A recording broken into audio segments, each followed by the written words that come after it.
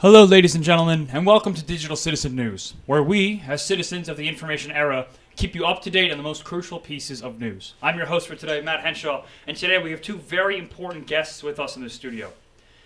Joining us, Robert Weygand was a member of the United States House of Representatives from 1997 until 2001. A Democrat from Rhode Island, he attended the University of Rhode Island, receiving a Bachelor of Fine Arts in Theater, a Bachelor of Science in Civil and Environmental Engineering in 1976, and a Master of Arts in Political Science in 2009, and a Master of Public Administration in 2010, all from the University of Rhode Island. Please give a round of applause for our former Representative Weygand. Thank you. Thank you. And also joining us today is Gilbert Goodnicht, Jr., an American politician, a Republican member of the United States House of Representatives, first elected in 1994 to represent Minnesota's 1st congressional district, one of 8 of congressional districts in Minnesota. Please welcome, with a round of applause, former Representative Goodnicht. How has the media's coverage of the political scene evolved from the time you were in the House of Representatives to today? Well, I think the intensity has changed so much. When I first ran for the state legislature, for example, I think in the city of Rochester we had 3 radio stations, we had 1 television station, we had 1 newspaper. Today, you've seen just an explosion. I think we have like 7 or 8 radio stations now. We have 2 television stations. We still have 1 newspaper, but barely. And you've seen this explosion in terms of social media and everything that people can do with their computers. And so, in some respects, it makes it harder for people in public service to communicate with people because there's so many different channels and venues from which people get information today. It used to be pretty easy to get our story out and to have communications with our constituents because there was a very limited number of channels to communicate. We've also seen over the last 11 years the emergence of social media in a dramatic way. It really impacts the way any member of Congress, no matter who you are, how you operate. Previously, we would have normally a public relations or communications person in the office. Now you have not only a person, but you have a team of people responding to social media inquiries and responses to sometimes invalid and inappropriate kind of questioning. But you must do that. It's a burden that we all have as part of our job as a member of Congress in the public scene. So it's changed dramatically, and particularly over the last 11 years. Now, to many respects, that's actually good because it's become far more transparent. You and the public and all of us can see what's going on. The difficulty is when it's been taken out of context or when issues are so crafted in such a small, minute way instead of looking at the entire subject, that becomes very difficult with regard to passage of legislation, impression that people may have of the member of Congress, or whatever the politician may be. So social media has had a dramatic change, caused a dramatic change in the way members of Congress, governors, lieutenant governors, and other people operate. Thank you.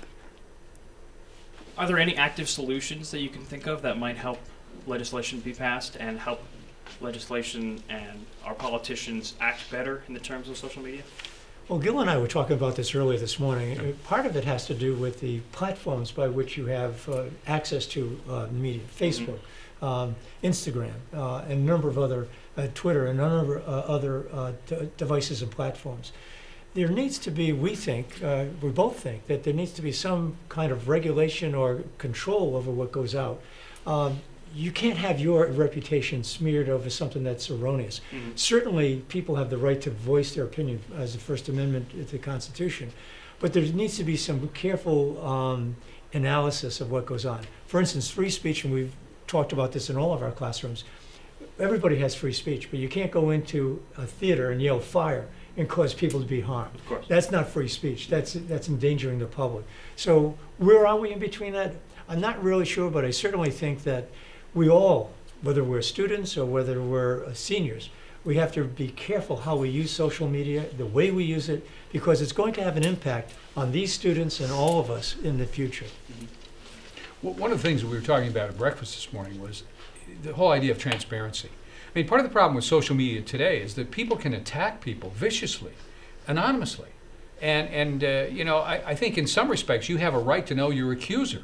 And so there may have to be some kind of regulation. In fact, it may well be that the courts will help settle this because even as we speak, there are a couple of fairly major suits going on against, I think, Twitter and Facebook over what would be slander.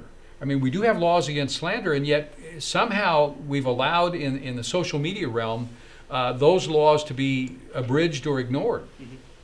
But I always advise my students, I say to them all the time, as well as my family members, what you put out there today is, it may seem to be very innocent sometimes, it may not, it may be just a reaction. It lives for as long as the internet lives. It's out there forever. So please be cautious and careful as to what you do on Twitter, on Facebook, and others, because it will impact your life, your job, and everything else later on. So either of you guys could answer this question. A lot of people agree that we're in the worst political age in history, and they're not talking about the politician. It seems both sides, the liberal and conservative, like to throw fits, point fingers, criticize, etc. What do you think needs to change to make current time we live in more tolerant of different beliefs? Well, I take a slightly different view, although I agree with the general conclusion that these are pretty bitter political times. But if you look at the history not only of this country but world history, the Greeks didn't write history books. And the reason they didn't is they said that history just repeats itself. And you will have these peaks and valleys. You'll have droughts and pestilence, and then you'll have times of good times. I think that's true in politics. And if you look at, for example, in American history, there have been times when we've had, there was a senator by the name of Sumner who was caned almost to death on the floor of the states or the U.S. Senate. So we've had very bitter battles, partisan, over regions, over the North and the South, and over a lot of things over the years. And so I do think we're maybe at a low ebb, but I'm actually pretty optimistic about the future. One of the things, though, that disturbs me is not so much what happens in Congress and the halls of Congress, but in many respects, I think Congress is a reflection of our society. And I think as a society, we've become much more crude in the way we deal with each other. We're not as civil to each other in regular life. And so I don't think it's, I think we have to assume that kind of incivility begins to rub off in politics. But there again, if you look at world history, such has been the case throughout history in many countries. And hopefully we're at a low ebb, and things, and Americans will demand that things begin to turn. One of the things that also occurs is that we see now in live TV, on our cell phones or wherever it may be, everything that's going on. And the lack of civility is broadcast and publicized to the nth degree. It's out there all the time. Prior to this, there was always a sense that Gil and I are of different parties, but if we debate and argue about an issue and fervently, and we disagree immensely with the issue on either side, afterwards we would still be able to sit down and converse and talk and come to some common ground someplace, somehow. We have seemed to go into the extreme, to either the far left or the far right, and there needs to be a way for us to be able to sit down and be able to have a beer with each other, have breakfast with each other, do the kinds of things where we can actually say, I can't get all of my bill and you can't get all of yours, but there is parts of it that we agree upon. That takes an attitude of civility and an attitude, I call it respect. Right. No matter where you're from, no matter your gender, whether your race, whatever, it doesn't make any difference. These are principles that we should be agreeing on that are good for everyone. We are all Americans, no matter who we are, no matter where we came from. And if we can do that, it will be then reflected in the halls of Congress. Excellent. Let's take another question from one of our students. Hi, I'm Emily. I'm a senior. I want to know what you feel the impact was of the Mueller summary, and if you think that it should go public. I definitely think it should go public. I think the summary, and I think that all Americans believe that Robert Mueller provided a report that was thorough. But they want to see it. And even the president has said the public should see it. Now, Attorney General Barr may not provide all of that because he may be restricted by rules and regulations and with regard to the special counsel. But personally, I like to see it there. I want to see this chapter be over and concluded. And if there's something wrong, then definitely do something about it. But I think we need to move on with our lives, and the members of the House and the Senate need to do the same. I agree. I think sunlight is the best disinfectant, and I think the more people can go through and see what he learned and what he didn't learn, But again, grand jury evidence is sealed, and so there will be large amounts of the supporting information to the report that probably can never be released. But I think enough will be released that the vast majority of Americans will be satisfied.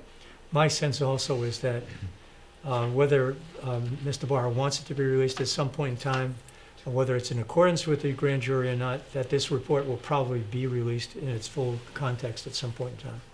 Awesome, thank you. You're welcome. Can we ask them a question? Okay, here Absolutely. we go. What is your Yeah. definition of fake news? Yeah, here. Let's go. Yeah. So what's fake news? For me, personally, I feel that like my definition of it is something that, isn't just completely accurate or proven, and it is opinion based and something that, like you said, with like the words that are speculated, like if or could, it's something that do we really know if that's true? Do we really know if that's completely proven? And like something that I saw is like fake news was like the whole like national emergency. Like, was it really a national emergency? Right. So that was an example that kind of popped into my head. But I just believe it's something that cannot necessarily be proven. It isn't necessarily facts being reported on. Okay, you're a reporter now. You're on an NBC affiliate in New York City, and you're out on the scene, Mm-hmm. and there's a murder, and someone said, Gil did it. You want to be the first on the scene to report it. What do you do as a reporter? As a reporter, Now, given she's going to be on the news on an ABC affiliate, and she's got the same information, she's going to try to jump it. Are you going to jump her? Are you going to try to get ahead of her? Be on the news first? What do you do to report the news? that's a good Any question. suggestions by And for anybody? me- Any suggestions? What would you do? Yes. I think it depends on not necessarily the affiliate, but who your audience is. I'm the editor-in-chief of the campus newspaper, so we write for students by students, and our perspective is a student's perspective. So first, you have to be journalistically correct in like what you guys said. Double confirmation is always important. Double you can't just confirmation. report what you think. You have to report what you know. But I think it's important to make sure that you're correct in your language by saying alleged if we are reporting about a murder, and making sure that nothing that you say is your opinion. I really enjoyed the question about fake news. I think fake news is something that makes you feel something rather than something that informs you of something. Do you think that that occurs now in the media? Absolutely. I think that What would you do to Everything's change it? Now, ABC affiliate's going to get out there with that story ahead of you, and maybe Gil was the proper suspect, but it may be that he just happened to be in the neighborhood and someone is blaming him. And I saw the gun on the ground, and I And he picked picked it it up. up to throw it away or something like that. And Well, his to turn it in fingerprints for are all evidence, over the of gun. course. It's really difficult in your position because of the marketplace of communications and media is today. You want to be first on the scene because everybody wants to be the breaking story. But you may not break that story just because you want to be safe. You want to make sure that there are two sources of information, independent, valid sources of information. The pressure is really on all of you as communications media people to get it right. And so often there are people that don't get it right. And it doesn't make any difference sometimes. They do it anyways. And they retract it, never or seldom. They just report it with the correct news a day later or a few hours later. Your job is really tough because your marketplace is very competitive. When we grew up, there was local news stations and there was just ABC, CBS, and NBC. Today you have news all over the place, including your iPhone. And you know, it's everywhere.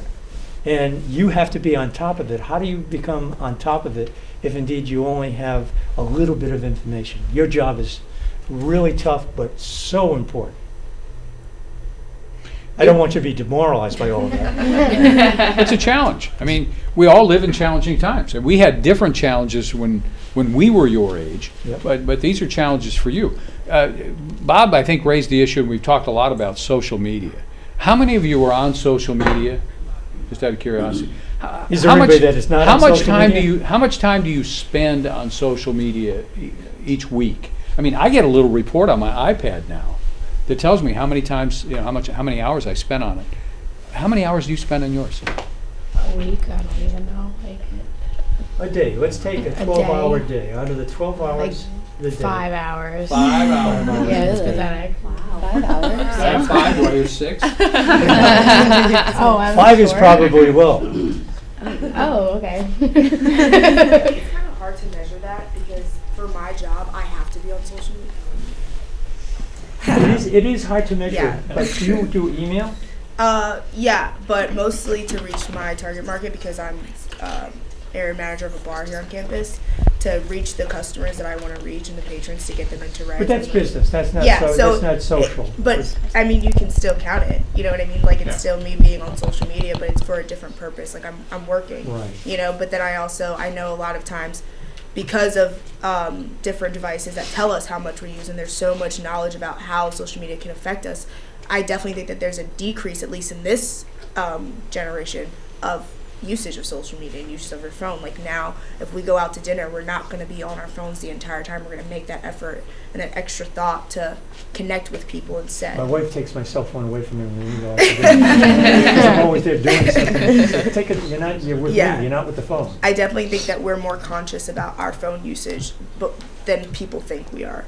So. And you think it's decreasing in terms of the amount of social time that you spend on it. Business time is one thing. Yeah, I definitely think I'm not sure about the younger generations because they grew up with social media so heavily. Like, we're known as the last generation to play outside, you know? So, like, it's like this grade and, like, I guess juniors that really played outside and, like, hung out with friends, you know, and asked your parents, like, have play dates and stuff like that instead of just, like, being babysat by an iPad or by, like, any type of device, you know, when you go out to dinner with your parents. So I think that's why we're so conscious about our social media usage. What would you say to me if I said that the classrooms at Sacred Heart are going to be technology modified so that no one can receive any information whatsoever when they're in the classroom? Oh my goodness.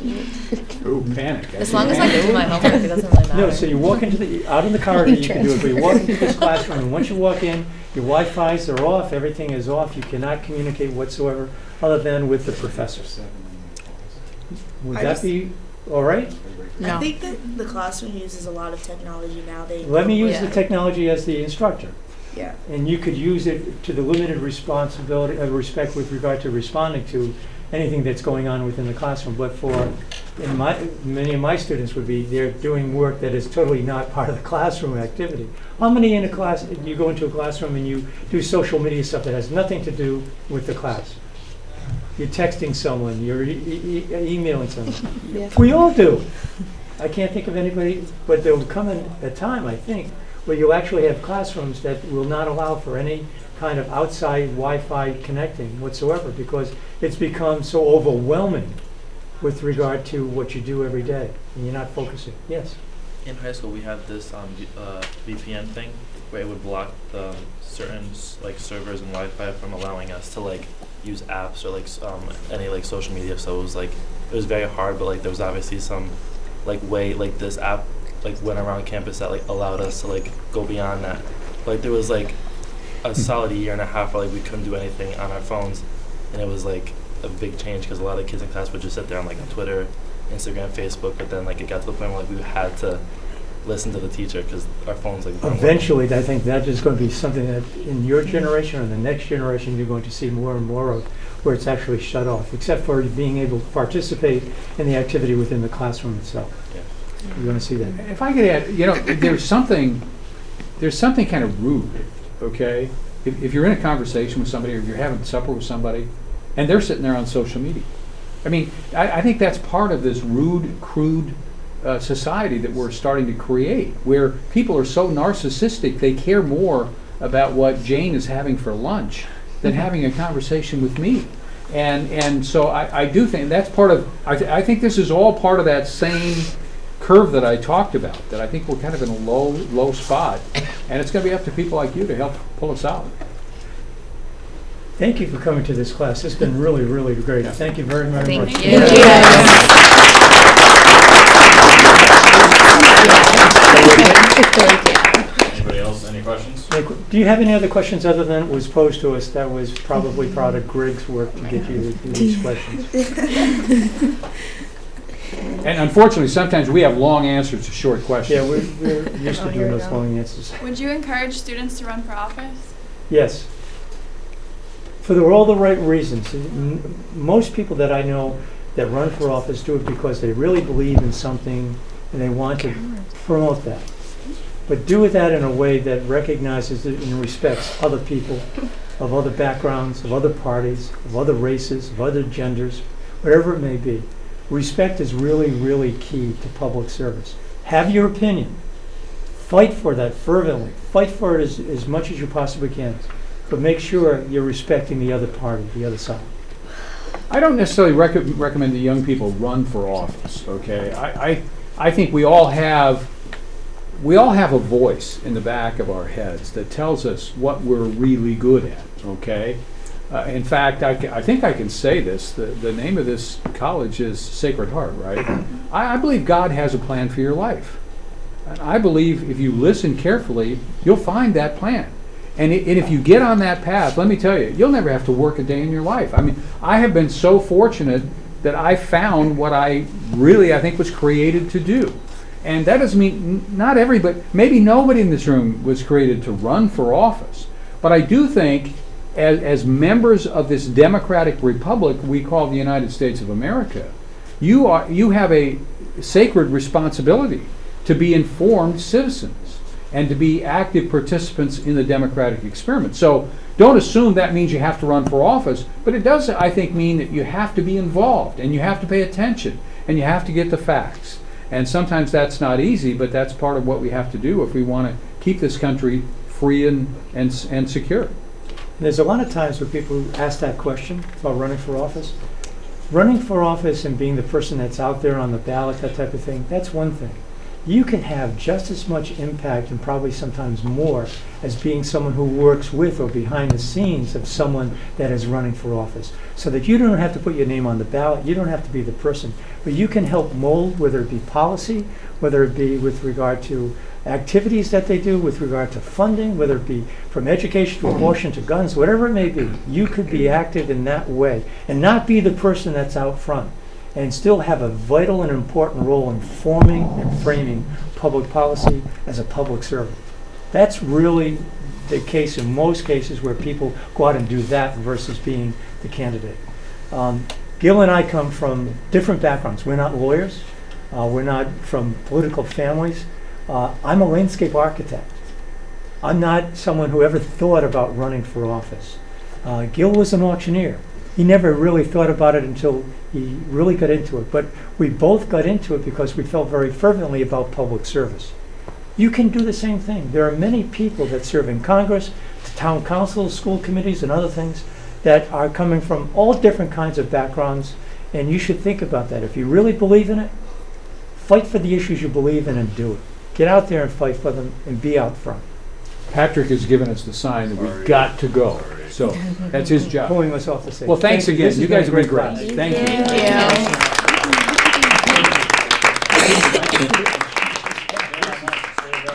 Thank you, ladies and gentlemen, again for joining us here with Digital Citizen News. And a big thank you to our guests here today, our former Representative Wagan and former Representative Gudnick.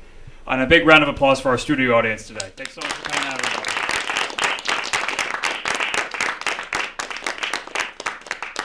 Thanks so much for joining us. I'm Matt Henshaw from Digital Citizen News at Sacred Heart University.